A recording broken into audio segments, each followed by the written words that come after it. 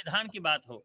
सो उस दृष्टि से, या फिर ऋग्वेद के वो तत्व, वो मंत्र जहाँ योगे योगे तपस्तरम वाजे वाजे हवा महे आदि मंत्रों से, सखा इंद्र मूतये, इस प्रकार के मंत्रों के माध्यम से हम देखें, युंजते मनो युंजते धियः, हम अपने मन को, अपनी बुद्धि को जोड़ें, संयुक्त करें उस तत्व के साथ, आत्म तत्व के साथ, परमात्मा के साथ। ये सारी की सारी जो एक विशाल और विपुल धरोहर हमें योग की मिली है ऋषि मुनियों से, आओ उसका हम थोड़ा सा एक, जिसको कह सकते हैं कि नगण्य अंश की अनुभूति आज करेंगे। तो आप सभी लोग अपने अपने स्थान पर, यदि आपने योग मैट या चटाई बिछा ली है, और कोशिश करें कि अपने प्रत्येक पर्व को, प्रत्येक भारत की विरासत से, भारत की संस्कृति से जुड़े हुए किसी भी अवसर को स्वदेशी ढंग से ही हम मनाएं, स्वदेशी ढंग से ही उन वस्तुओं का उपयोग करें। बहुत बार होता है कि योग तो हमारा ऋषियों का दिया हुआ है, और उसके पीछे चाइना की मैट आ जाएंगी, चाइना के योगा किट आ जाएंगे, तो फिर उसके लिए हमें एक बड़ी परेशानी, भारत को आर्थिक रूप से क्षति होती है।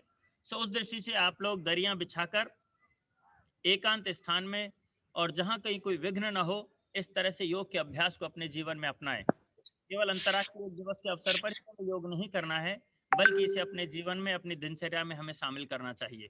सो उस दृष्टि से आओ अब योग की दिशा में बढ़ें, और घर घर में योग जाए, हर व्यक्ति योग को सीखे, और उसका शरीर, मन और आत्मा तीनों का विकास हो सके। इस भाव के साथ अब आप हाथ जोड़ेंगे और परमपिता परमात्मा से प्रार्थना करेंगे कि हे ईश्वर, सभी लोग मिलकर चलें, मिलकर बोलें, सभी एक दूसरे के भावों को समझें, सहानुभूति में जैसे हमारे देवतुल्य ऋषि मुनि अपने अपने न्यायपूर्वक भाग को प्राप्त करते थे, वैसे ही हम समस्त संसार के, इस प्रकृति के समस्त तत्वों का एक न्यायोचित ढंग से उसका, जिसको कहते हैं कि परिवेष्टन करें, उसको बांटें, और लोगों को दें, प्रत्येक को अपने अपने योग्यता अनुसार भाग मिले। इस भाव के साथ लंबा गहरा श्वास भरेंगे, 3 बार करें, और उसके बाद मंत्र पाठ करेंगे।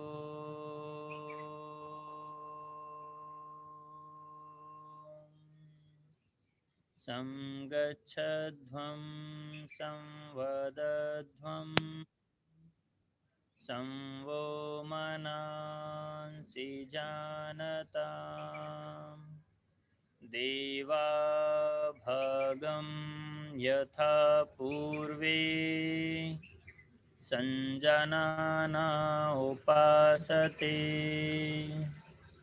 प्रेम से मिलकर चलो, बोलो सभी ज्ञानी बनो। मिलकर चलो, बोलो सभी ज्ञानी बनो। ओम शांति शांति शांति।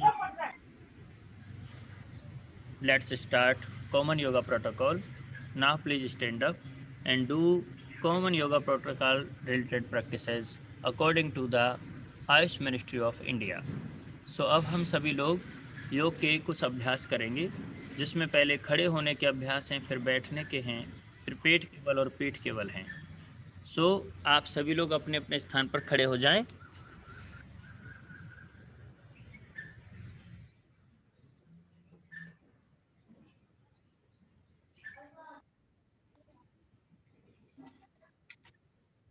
पहला अभ्यास हम करेंगे ताड़ासन, ताड़ासन पाम ट्री पोस्चर। सो इस तरह से अपने उंगलियों को इंटरलॉक करें, 2 से 3 इंच आप अपने पैरों की दूरी रखें। इनहेल करते हुए यानी पूरक करते हुए हाथों को ऊपर उठाएं, और फिर से इनहेल करते हुए अपने एड़ियों को भी ऊपर उठाएं। शरीर को ऊपर खींचें, It's very beneficial for increasing our lungs capacity in for heart, and good for our thighs muscle, and very helpful for increase the height of teenagers. So now please do this practice. Stay for 10 to 15 seconds. Please take long and deep breathing. And now जा सकती है मतलब your heels and slowly come back with exhalation. तो आपने हाथों को problem है varicose vein से, मतलब जिनकी नसें बहुत मोटी हो जाती हैं, इस तरह की समस्या तो वो ताकत नहीं करें। अब दूसरा अभ्यास हम करेंगे। अपने राइट लेग को इस तरह से आप बाएं के अंदर की ओर डालें। नर्वस सिस्टम के लिए बहुत अच्छा आसन है। बैलेंसिंग पोस्चर पढ़ाई में यदि उनका कंसंट्रेशन तो इस तरह से वृक्षासन करें। नाउ वी आर डूइंग, टेढ़ा होता है जो यहाँ पे आती है तो इधर कर देते हैं। 20 सेकंड तक नॉर्मल श्वास प्रश्वास सामान्य, रेचक करते हुए अर्थात श्वास को छोड़ते हुए धीरे धीरे सामान्य स्थिति में आए। ये हमने वृक्षासन किया। अब लंबे गहरे श्वास भरकर थोड़ी देर अपने शरीर को विश्राम दें। 3 से 5 लंबे गहरे श्वास भर बीच बीच में आप अपने शरीर को विश्राम दें। अब बाएं पैर को आपने दाहिनी जंघा पर रखा है और इस घुटने को आगे नहीं, इस तरह से पैरेलल रखना है अपने कंधे के इस तरह समानांतर। इनहेल करते हुए ऊपर की ओर, अब लंबे गहरे श्वास भरें। अब नॉर्मल ब्रीदिंग रखें और इसके बाद सामने देखकर इस पोस्चर में 10 से 15 सेकंड तक रुके रहें।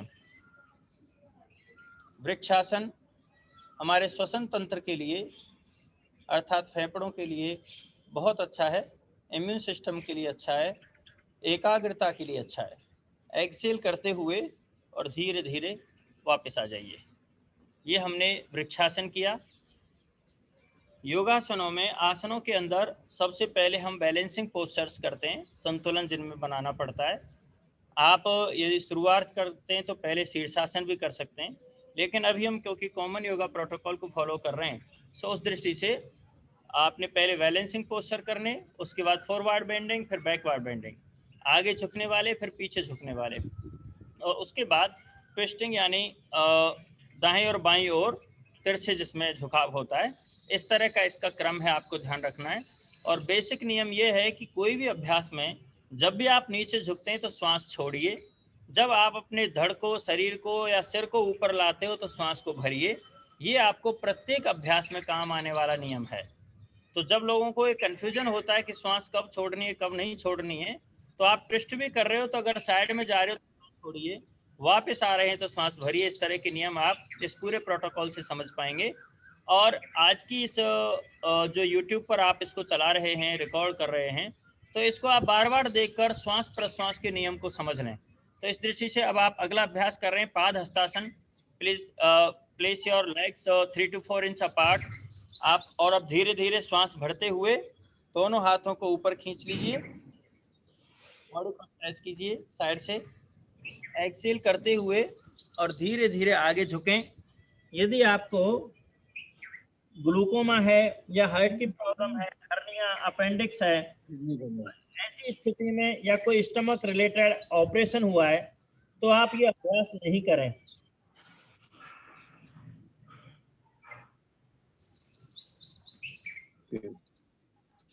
Inhale and slowly come back. भरते हुए ऊपर छोड़ते हुए दोनों लंबे गहरे सांस लें, सामान्य स्थिति अपनी कर लें। अभी हमने फॉरवर्ड बेंडिंग का अभ्यास किया, अब हम बुआ से बोल ली हाफ व्हील पोस्चर करेंगे। सो हाफ व्हील पोस्चर कीजिए, अपने हाथ हमारे पैसे दिए ना, अरे हमारे पैसे नहीं दी। इस तरह से पीछे रखेंगे दोनों हाँ। हाँ।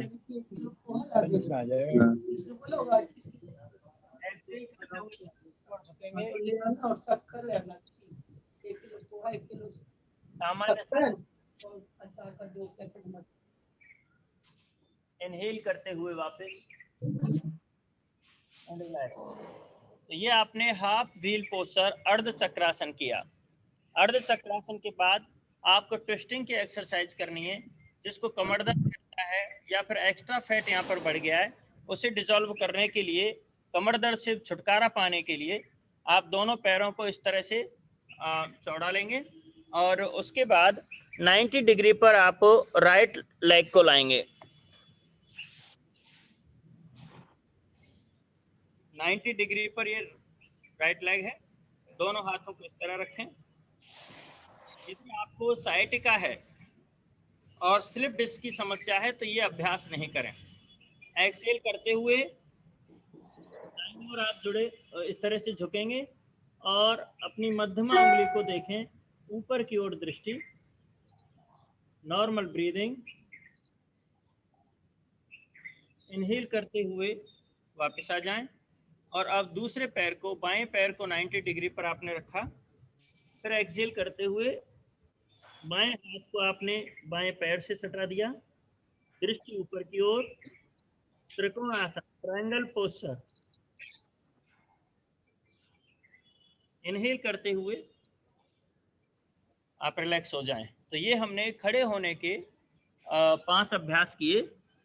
अब हम बैठने के अभ्यास करेंगे, उसके बाद पेट के बल और पीठ के बल लेटने के अभ्यास करेंगे। बैठने के अभ्यास में सबसे पहले हम दंडासन में बैठ जाते हैं।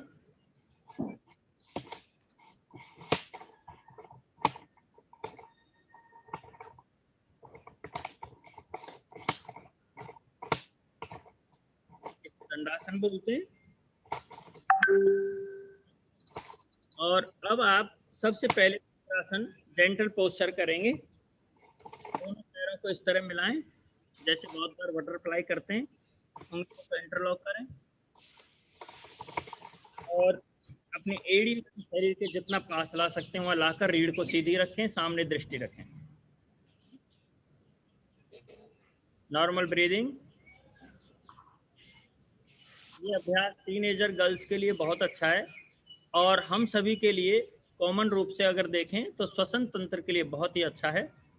तो इस अभ्यास को देर तक भी किया जा सकता है। भद्रासन। एक्सेल करते हुए दोनों पैरों को इस तरह से आप खोल लें और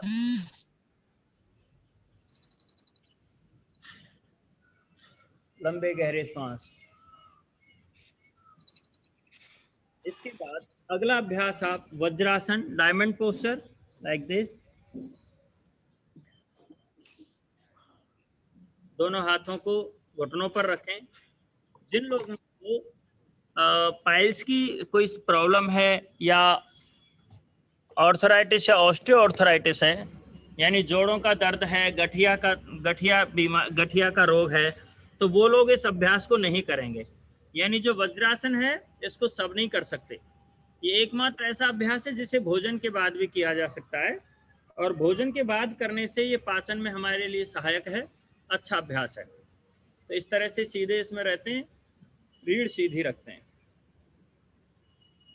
अब हमें अगला अभ्यास जो सभी यंगस्टर्स के लिए बहुत ही अच्छा है कि यदि व्यक्ति को जीवन भर हार्ट की प्रॉब्लम से बचना है, अभी तक किसी को कोई हृदय से संबंधित बीमारी नहीं है और उसे जीवन भर हृदय रोग से बचना है, तो उसे हाफ कैमल पोस्चर डेली करना चाहिए। यानी अर्ध जो इसको बोलते हैं अर्ध उष्ट्रासन, हाफ कैमल पोस्चर को। तो इस अर्ध उष्ट्रासन में हमने पैरों की स्थिति इस तरह से रखी है। दोनों हाथों को कप जैसा बनाकर बटक्स पर रखते हैं और उसके बाद inhale in final position Excel.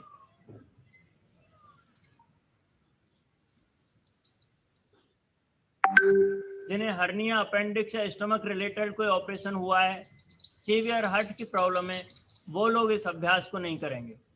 या जिन्हें बहुत चक्कर आते हैं वो भी नहीं करें। Please do this practice carefully and relax in vajrasana. इस तरह से वज्रासन करें। अभ्यास किया अर्धोष्ट्रासन। अर्धोष्ट्रासन के बाद आप पूर्ण उष्ट्रासन भी कर सकते हैं। तो जिनके शरीर में लचक अच्छी है, जोर जबरदस्ती ना करें। यदि आप पूर्ण उष्ट्रासन नहीं कर पाते हैं तो फिर से अर्धोष्ट्रासन को रिपीट कर सकते हैं। उसके तो ये पूर्ण उष्ट्रासन में उष्ट्रासन हो गया।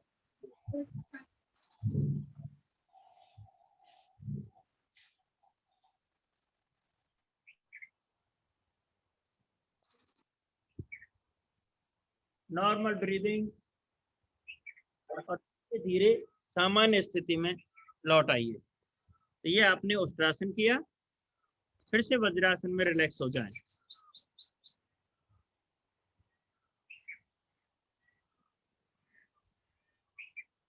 तो कृष्णदेव जी आप इसकी फोटोज ले लेना स्क्रीन के और मुझे भी शेयर करते रहना। अब आप इस तरह से वज्रासन में आ गए। अब आपको शशक आसन करना है। ये शशक आसन में please apart your knees and place your butts on floor. अब आप इसको दोनों हाथों को ऐसे बीच में रखें। एक्सेल करते हुए आगे बढ़ेंगे, लेकिन यदि आपको सिर्फ डिस्क और पीठ दर्द है तो आप इस अभ्यास को नहीं करें। Exhale and try to touch your chin and your chest on floor. Now please take normal breathing. अब आप अपनी ठोड़ी को और सीने को धरती से लगाने का प्रयास करें और श्वासों को सामान्य रखें।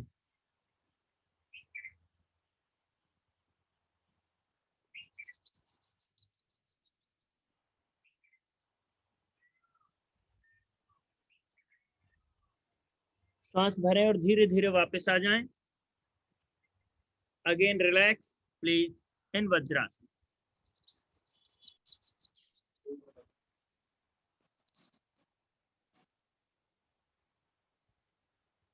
हम फिर से एक अभ्यास और करेंगे जिसमें घुटनों को फिर से इस तरह से फैला लें जैसे पहली पोजीशन थी।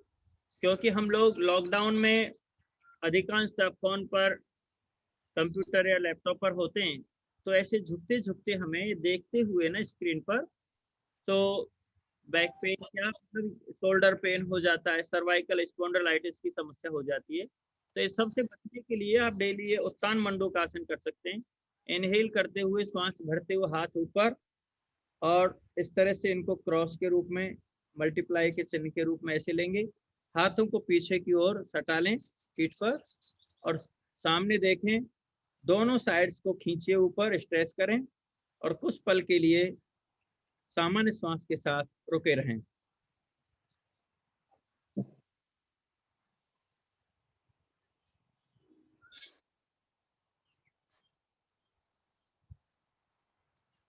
श्वास भरते हुए दोनों हाथों को ऊपर उठाएं, श्वास छोड़ते हुए सामान्य स्थिति में आ जाएं और अब पुनः दंडासन।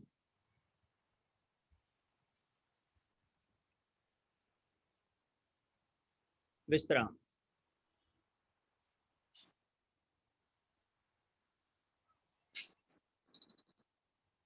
कि किसी भी देश की जो छवि होती है उसका प्रभाव हमारे आर्थिक, राजनीतिक और सांस्कृतिक संबंधों पर पड़ता है।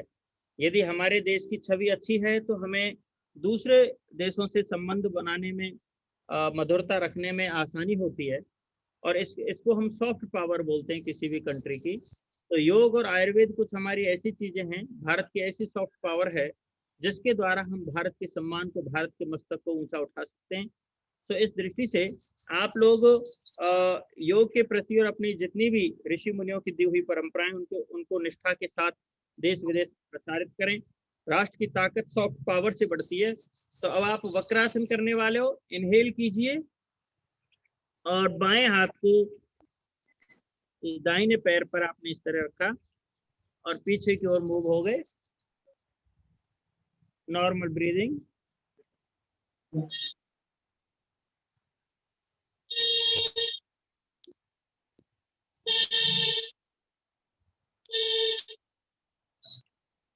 इनहेल। जिसने भी म्यूट नहीं कर रखा उनको मालूम है कि उनका म्यूट नहीं है, तो इसलिए मैं आपको ध्यान दिला दूं कि आप म्यूट कर लें। अब आपने बाएं पैर को मोड़ा और राइट हैंड को इनहेल करते हुए अपोजिट साइड में आपने इसको सटा दिया।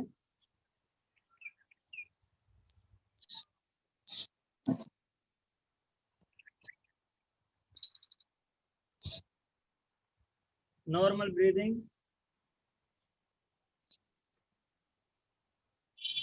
Inhale and slowly come back. ये जो अभी हमने मकरासन किया है यह भी हमारे श्वसन तंत्र के लिए बहुत ही अच्छा अभ्यास है और मोटापे को कम करता है।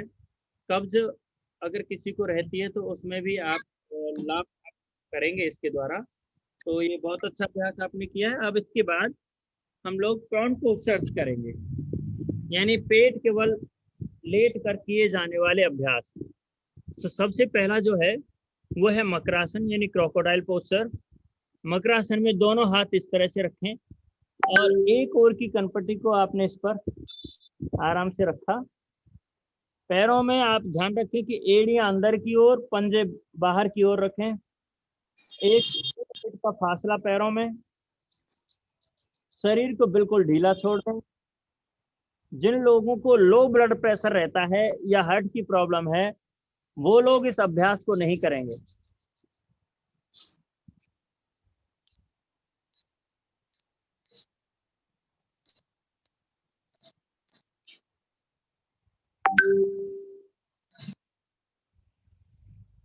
अब आप दूसरा अभ्यास करेंगे, उसको भुजंग आसन बोलते हैं। भुजंग आसन में दोनों हाथों को अपने कंधों के नीचे रख लिया। इनहेल के बाद अपने शरीर को ऊपर उठाते हैं। इनहेल, और इस फर्स्ट स्टेप में हमने कोहनियों को भी जमीन पर सटा कर रखा है। नॉर्मल ब्रीदिंग, सामान्य श्वास।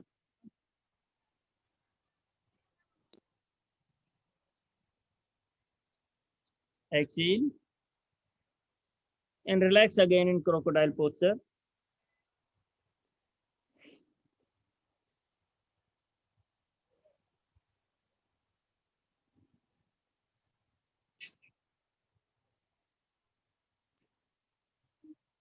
भुजंग आसन का दूसरा अभ्यास करेंगे अब हम। फिर से आपने इसी तरह से कंधों के नीचे हाथों को रखा। इस बार हमारी कोहनियां ऊपर हैं। हाथ शरीर से सटे रहेंगे, इस तरह दूर नहीं रहेंगे, इस तरह सटा कर रखें। इनहेल के साथ धीरे धीरे बॉडी को लिफ्ट अप करें और नाभि तक उठा लें। सामने दृष्टि।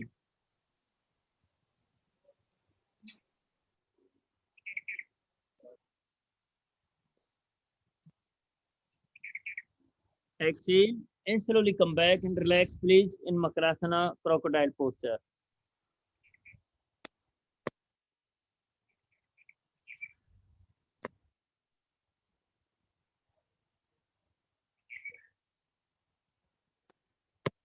अगला अभ्यास है शलभासन। तो नाभि का केंद्र इससे पूरी तरह सक्रिय होता है। दोनों हाथों को आप पीछे जंघाओं के पास ले गए। यदि आपको हार्ट रिलेटेड प्रॉब्लम में या हाई ब्लड प्रेशर है तो इस अभ्यास को नहीं करें।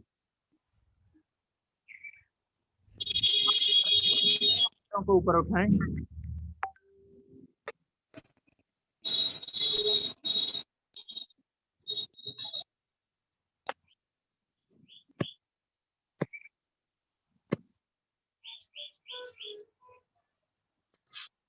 Relax again. Crocodile posture.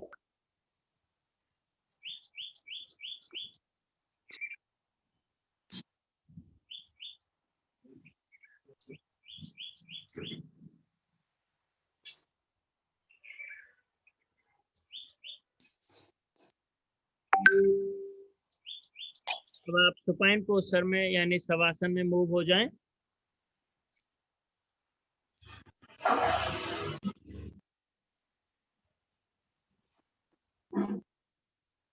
एड़ियां की ओर, पंजे बाहर की ओर। लंबे गहरे सांस, 1-1.5 फीट का फासला पैरों में। हाथों को शरीर से 3-4 अंगुल की दूरी पर रखें। हथेली आसमान की ओर, गहरे श्वास।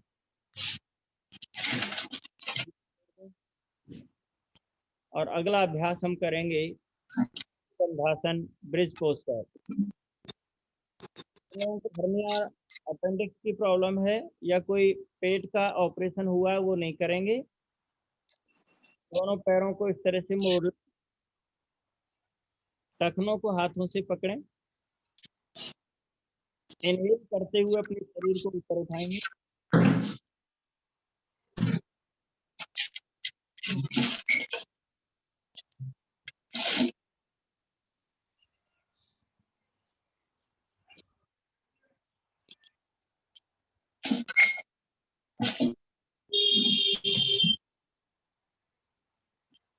Exhale and slowly come back and relax, please.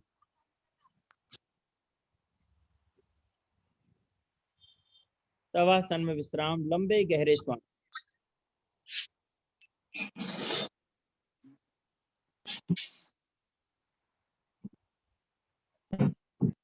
अभ्यास उत्तान पादासन। तो अभी हमने कंधासन किया है, ये कमर दर्द दूर करने के लिए और श्वसन तंत्र को मजबूत करने के लिए अच्छा है। और अगला अभ्यास हम कर रहे हैं उत्तान पादासन। यदि आप हाई ब्लड प्रेशर से करें संबंधित प्रॉब्लम है तो इससे आपका मोटापा कम होता है और किसी को घुटनों का दर्द है तो उसको भी लाभ मिलता है। इनहेल के बाद पैरों को ऊपर उठाएंगे 30 डिग्री तक।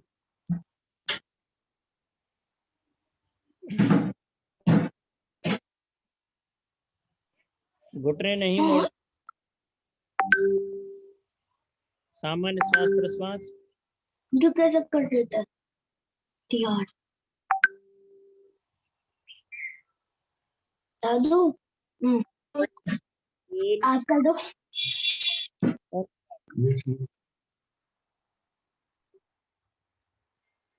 लंबे गहरे श्वास।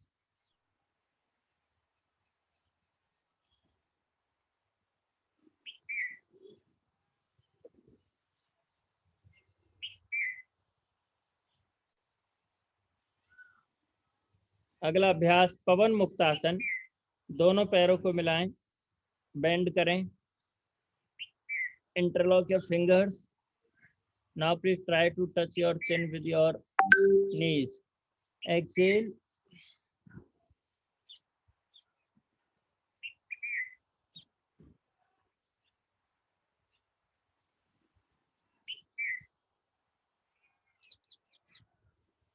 इनहेल करते हुए पहले सिर को नीचे लाएं और एक्सहेल करते हुए पैरों को आप रिलैक्स पोजीशन में ले आएं।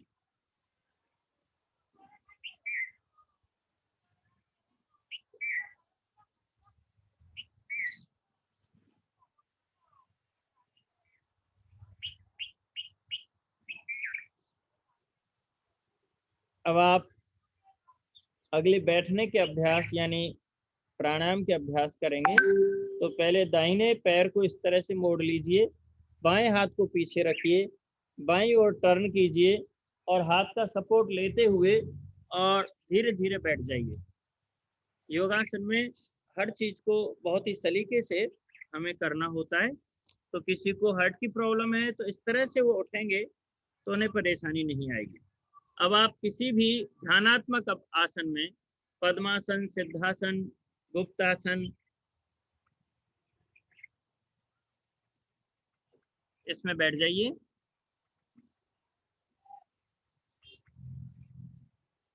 हमें प्राणायाम करना है और सभी लोगों को जैसा कि मालूम है एक विचित्र सी महामारी सारे विश्व को परेशान कर रही है। तो ऐसे में हमारी स्टेमिना, रोग प्रतिरोधक क्षमता भी अच्छी होनी आवश्यक है और श्वसन तंत्र को मजबूत रहना भी। उस दृष्टि से प्राणायामों से अधिक अच्छा और कुछ नहीं होता है। हम जैसा कि ऋग्वेद में आपने एक मंत्र पढ़ा होगा, आवात वाही भेषजम विवात वाही यद्रपः त्वं ही विश्व भेषजो देवानाम दूत ईयसे। यानी हे प्राण, यानी अश्विनी देवों को हमने इस वायु को ये कहा है कि जो वायु हम लेते हैं, जो श्वास हम लेते हैं अच्छे वातावरण में, वो हमारे लिए औषधि है। आवात वाही भेषजम, जो वात हम ले रहे हैं वो भेषज है। विवात वाही यद रपः, और जो विवात यानी जो छोड़ी हुई वायु है, वो रपः अपह कलमाशों को, दोषों को, हमारे अंदर के रोगों को बाहर फेंकने के लिए है, वो बाहर भेजती है। तो जो लिया हुआ श्वास है वो परम औषध भेषज है, और जो श्वास जा रही है वो उस भेषज के प्रभाव से रोगों को मुक्त करने के लिए हमें बाहर अपने टॉक्सिक्स को भेज रही है। और इसके बाद क्या, देवानाम दूत ईयसे त्वम ही विश्व भेषजो, ये हमारे जितने भी अंग प्रत्यंग हैं इस सबका परम भेषज आप ही हो। तो इस प्राण की शक्ति को, प्राण के भाव को, प्राण के महत्व को हमें समझना होगा।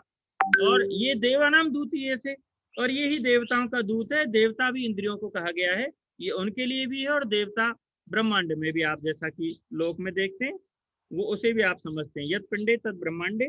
उस दृष्टि से प्राणायाम को अपने अखिल इस पूरे ब्रह्मांड में व्याप्त जो प्राण शक्ति है उससे जोड़ने के लिए और उसके समान बलवान होने के लिए प्राणों का संयम बहुत ही आवश्यक है। आप केनोपनिषद जब पढ़ते हैं और वहां कहते हैं केनिशितम पतति प्रेषितम मनः, तो उसके पूरे सार में आप देखेंगे कि एक प्राणी ऐसा तत्व है जिसमें कोई क्योंकि विषय नहीं है, इसलिए उस पर अगर आप टिकाओगे तो आपका मन टिकने लगता है।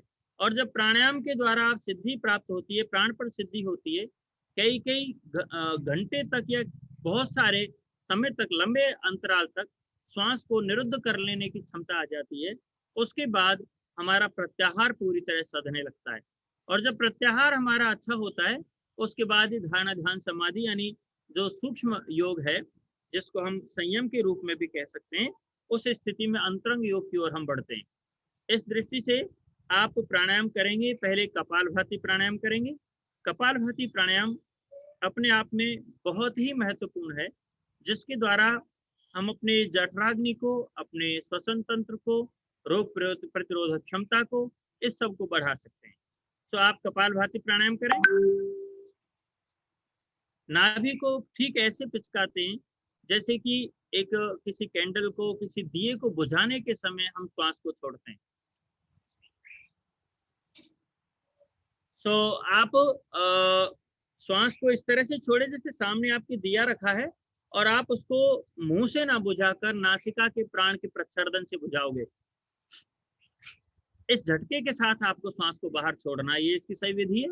और आपकी नाभि इसमें पिचक जाती है, यानी वैक्यूम बनेगा, अच्छी श्वास ज्यादा से ज्यादा आएगी, आपके फेफड़ों में जाएगी, जो ऑक्सीजन का लेवल है वो बढ़ेगा, ऑक्सी हीमोग्लोबिन के द्वारा आपकी बॉडी में एनर्जी का लेवल बढ़ेगा।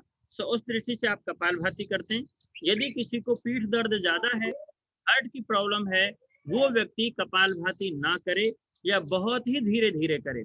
जो शुरुआती अभ्यासी हैं, आरंभ जिनका हो रहा है, बिगनर्स हैं, उन बिगनर्स को भी बहुत धीरे धीरे 30 स्ट्रोक्स यानी 30 बार धक्के के साथ आप श्वास को बाहर फेंकते हो, प्रच्छर्दन करते हो, और 30 बार ही इस अभ्यास को 3 बार में 30-30 करना होता है। जो शुरुआती अभ्यासी हैं, एक साथ बहुत ज्यादा प्राणायाम नहीं करना चाहिए, हमारे श्वसन तंत्र की क्षमता के अनुसार धीरे धीरे अभ्यास को बढ़ाना चाहिए। तो आप इसमें अभ्यास में कपालभाति को 30 strokes in one round, and you can do this practice for 3 times for beginners. तो अब इसमें आप फिर बीच में विराम ले सकते हैं थोड़ा सा, तो करते रहिए इस अभ्यास को, कपालभाति को।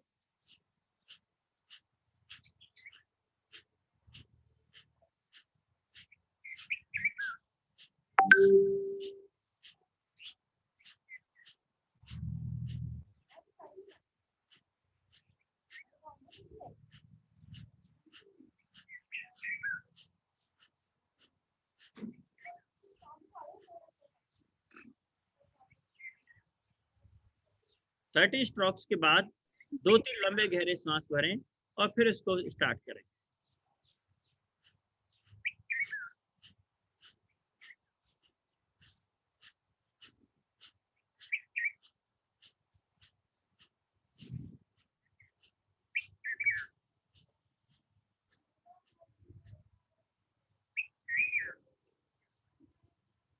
लंबे गहरे सांस,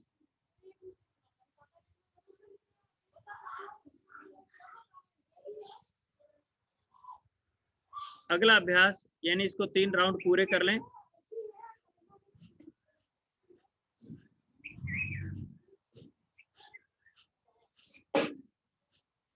कंटिन्यू रखिए इस अभ्यास को। 30 स्ट्रोक आप फिर से लगाते रहें और अपने परिवार में अपने बड़े बुजुर्गों को सबको इन प्राणायामों के बारे में सिखाएं। देखिए हमारे ऋषि मुनियों ने हमें सारी चीजें दी हुई हैं, लेकिन हम उनको पढ़ते नहीं है, सीखते और जानते नहीं है, इसलिए दुख सागर में हम भी डूब जाते हैं संसार के साथ साथ। तो हमें अपने पूर्वजों की इन समस्त विपुल और उदात्त धरोहरों पर गर्व करना चाहिए, इन्हें हृदयंगम करना चाहिए, जीवन में उतारना चाहिए। प्राण शक्ति के द्वारा ही और दूसरी शक्तियां हमारे अंदर अध्यात्म की पनपने लगती हैं। तो इस चीज का आप ध्यान रखें। आगे का अभ्यास हम अनुलोम विलोम करेंगे, बहुत लंबा सत्र से नहीं रखेंगे।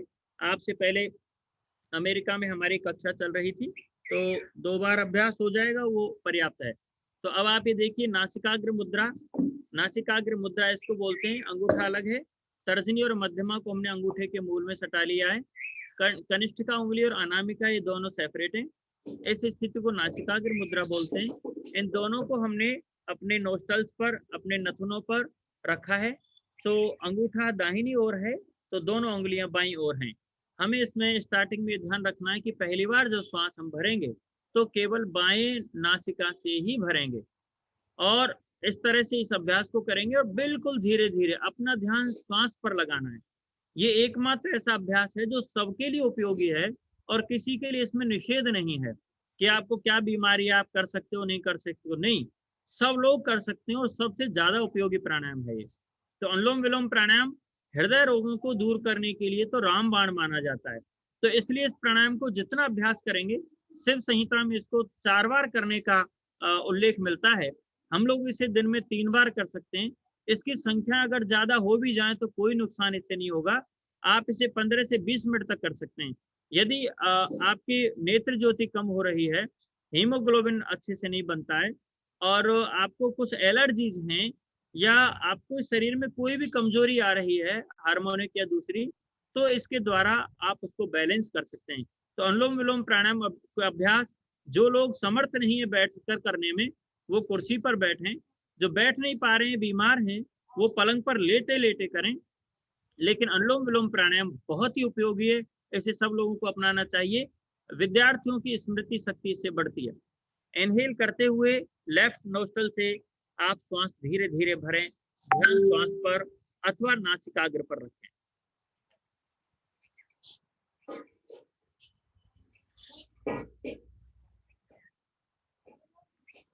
बाएं नथुने से भरने के बाद दाहिनी ओर से श्वास को धीरे धीरे छोड़े, कोई जल्दी नहीं करें।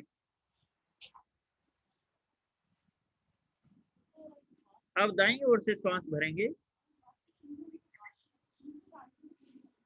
जैसा सहजता से आप कर सकें वैसा करें, अतिरिक्त दबाव नहीं दें प्राणों पर।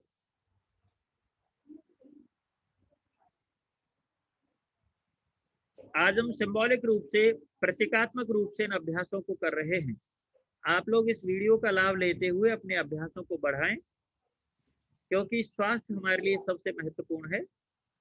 शरीर माध्यम खलु धर्म साधनम।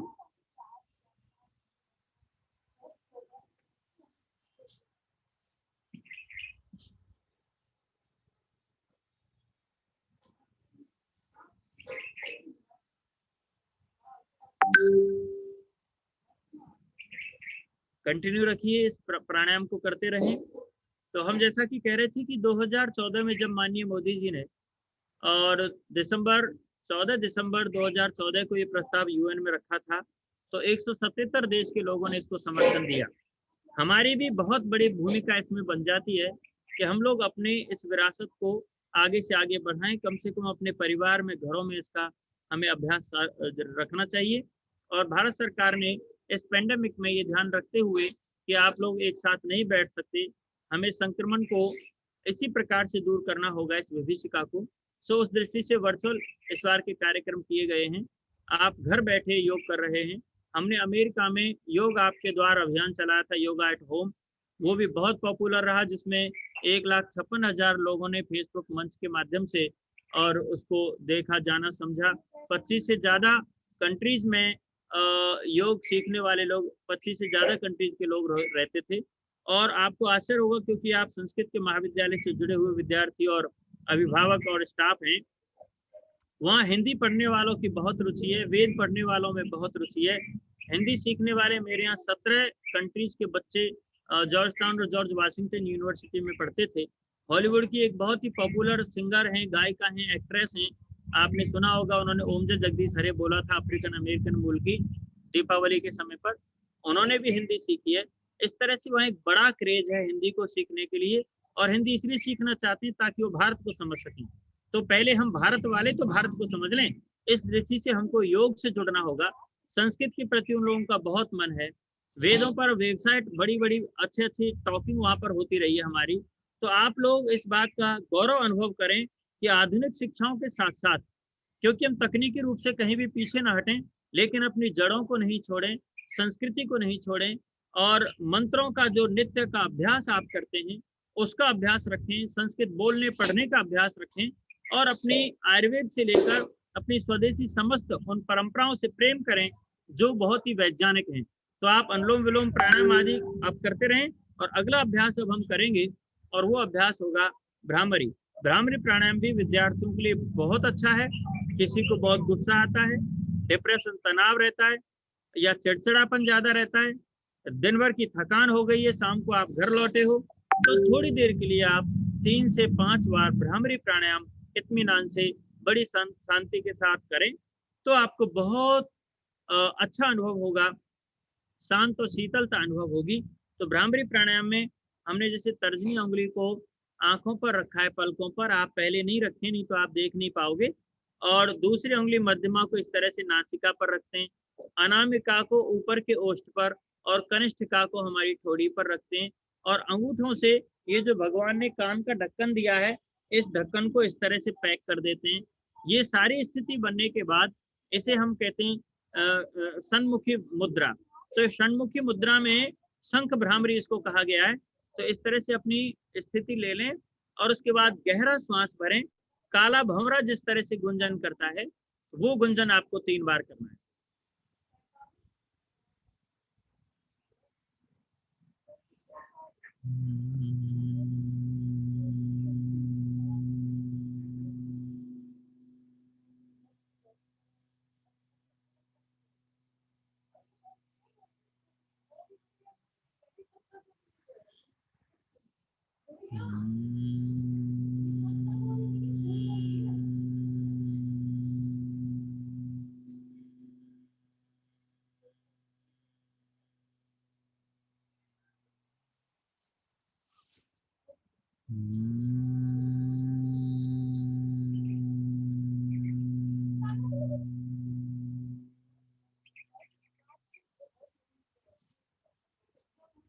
आंखें कोमलता से बंद रखें, अंतर्मुखी होने का यत्न करें। भ्रामरी के बाद हो रहे आंतरिक परिवर्तन को अनुभव करें। लंबा गहरा श्वास भर के अब आप उद्गीत करेंगे, और उसके बाद शांति पाठ करें।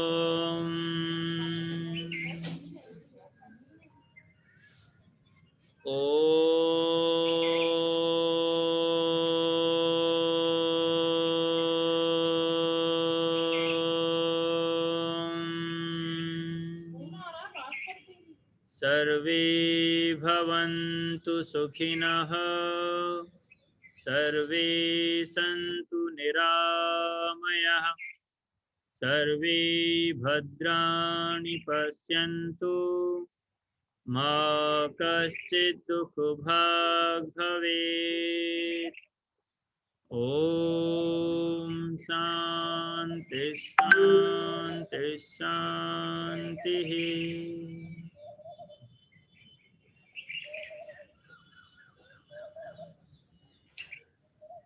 आदरणीय मोक्षराज जी के इस उद्बोधन एवं योग से हम सभी अत्यंत लाभान्वित हुए हैं।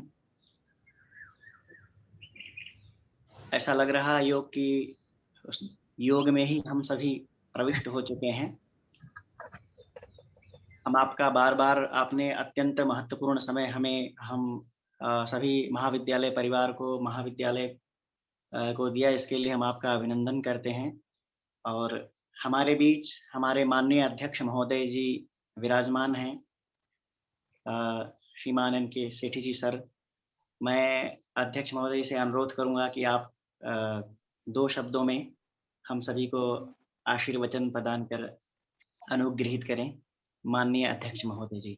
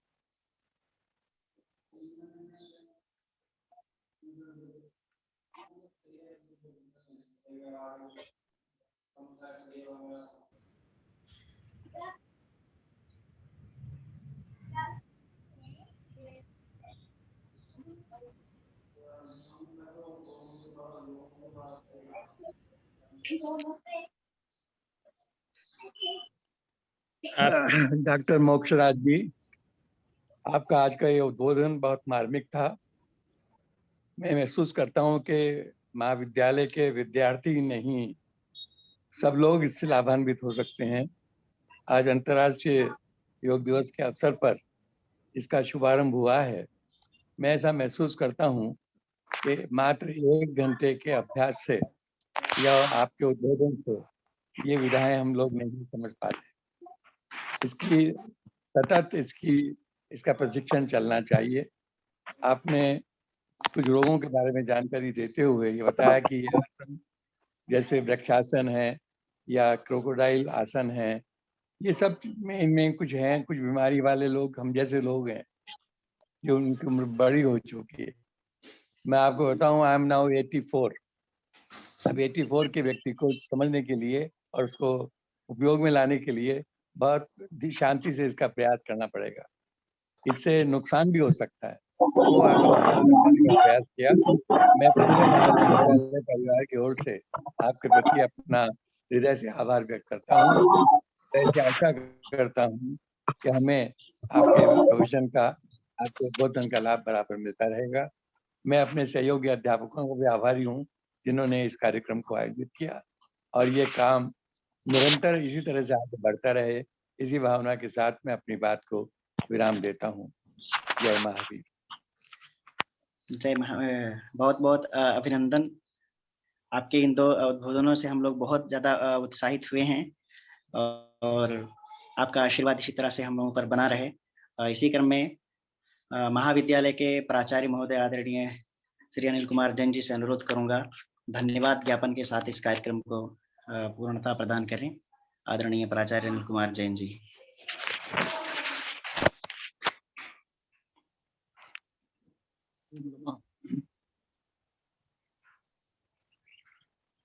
आदरणीय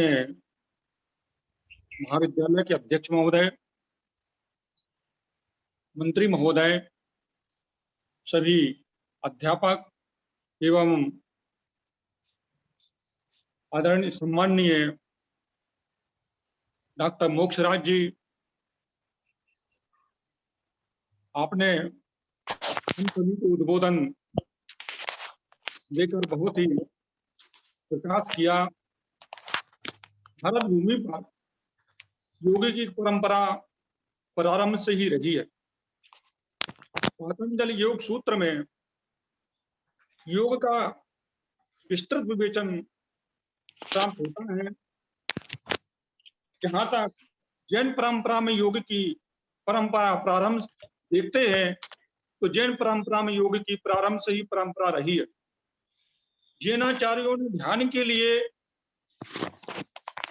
ध्यानादि ध्यान के ग्रंथों में योग का विस्तृत विवेचन किया है। योग के बिना उन्होंने कहा कि योग के बिना ध्यान संभव नहीं, वो ध्यान के बिना मोक्ष की साधना संभव नहीं।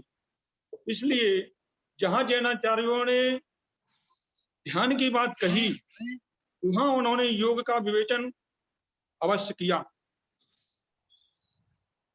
आज हमें बहुत प्रसन्नता है कि हमारे थोड़े से आग्रह पर, महाविद्यालय के थोड़े से आग्रह पर आपने हम सभी को विभिन्न आसनों, प्राणायाम आदि के माध्यम से योग का अच्छा प्रशिक्षण दिया। आगे भी इसी प्रकार से आपका इस महाविद्यालय को सहयोग प्राप्त होता रहेगा।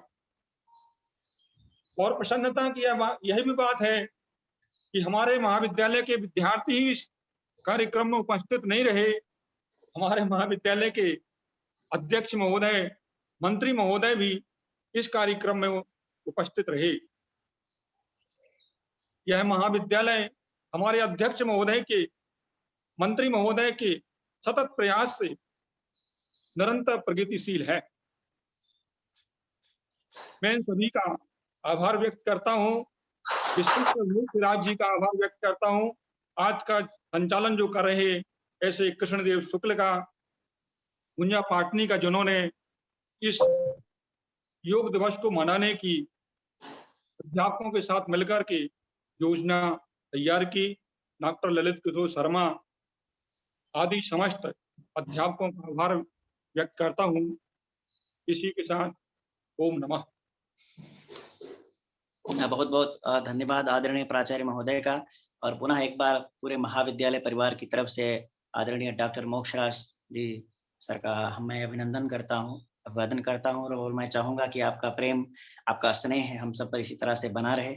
और कार्यक्रम में सम्मिलित हुए माननीय अध्यक्ष महोदय, मंत्री महोदय, प्राचार्य महोदय, संयोजक महोदय, सभी का अभिनंदन करते हुए इस कार्यक्रम को हम सभी योगमय हो, हमारा देश योगमय हो, पूर्ण स्वस्थ हो, कोई भी कोरोना जैसे वायरस इत्यादि हमारे पर कभी भी अटैक न कर सके, इसलिए ऐसे योग से मजबूत बने। इन्हीं कामनाओं के साथ योग दिवस की बहुत बहुत शुभकामनाएं। नमो नमः। धन्यवाद, अभिनंदन।